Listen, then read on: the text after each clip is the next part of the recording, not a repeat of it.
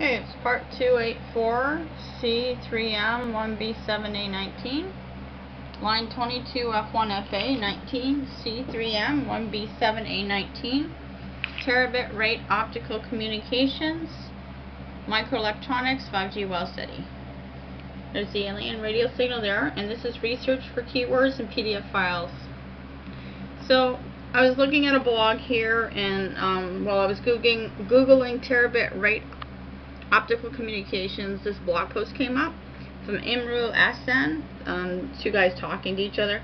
It has been already possible to achieve a transfer rate of terabits using fiber optic. The highest data transfer rate to date is 14 terabits per second over a single optical fiber reported by Japan's Nippon Telegraph and Telephone NTT Docomo in 2006. So obviously this is old news, right? So it's under search unifiedcommunications.tech, and it's under answers.yahoo.com because I googled it, right? And then Sreenesh Shashidharan answers back. Most people probably have no idea how many 100 terabits of data reported by TG Daily and quoted Techturin.com Tuesday 2011. 100 terabit is equivalent to content either side of the 250 pieces of Blu-ray or the same with HD video show for 3 full months. One of the scientists, Queen Dayo of Next, said he managed to reach the level at 101.7 terabits of data transmission per data through optical fiber along 165 kilometers. Quinn can do with squeeze pressure of 370 laser light differently to the pressure received by the receiver. Each laser emits infrared spectrum of each, and every spectrum contains a number of polarity, phase, and amplitude of light waves to encode each packet of information to be transferred. Now this is very interesting because we're talking about X-rays and lasers and spectrum, and spectrum came up a lot, and I couldn't figure out why it came up, but now I understand it has something to do with communications, which is cool because we are working on a deep space communications idea. Okay. So meanwhile, Jun Saguchi from the National Institute of Information and Communications Technology in Tokyo, Japan, also managed to transfer 100 terabits of data per second to develop an optical fiber with 7 light guiding cores. Each core carried 5.6 terabits of data per second, so the total yield 109 terabit per second. We introduced the dimensions and the multiplication of space to increase transmission capacity, Saguchi said. Transfer speeds up to 100 terabits per second is considered an invention of more advanced when compared with the existing capacity.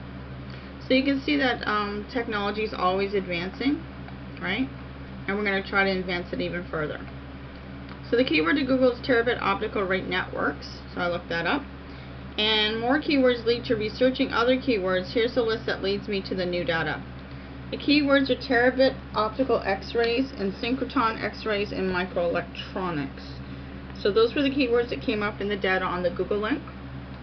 Again, I didn't copy and paste everything. I just took out the keywords that I was interested in.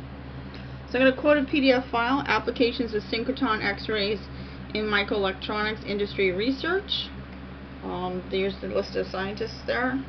It's the nuclear instruments in physics.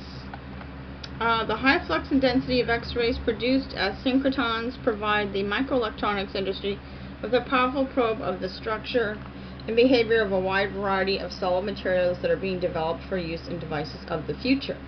So this, of course, is very exciting to read because it's talking about developing things for the future, right? They are also of great use in determining why currently used materials and processes sometimes fail. This paper describes the X20 X-ray beamline facility operated by IBM at the National Synchrotron Light Source and presents a series of 3 industry challenges and results that illustrate the variety of techniques used and problems addressed. The value of this research ranges from solving short-term, technically specific problems to increasing our academic understanding of materials in general. I want to add something here. As you know, through the WOW alien radio signal, we've come across different things that work and things that don't work, and then a couple videos later it'll give us a formula of how to get it to work. So this is kind of cool. Okay, so techniques discussed include high resolution diffraction, time resolved diffraction, texture measurements, and grazing incident diffraction. Okay. and that's from adsabsharvard.edu. So the keyword from the data to be researched in the next video is X20 X-ray beamline. Okay, thanks for watching.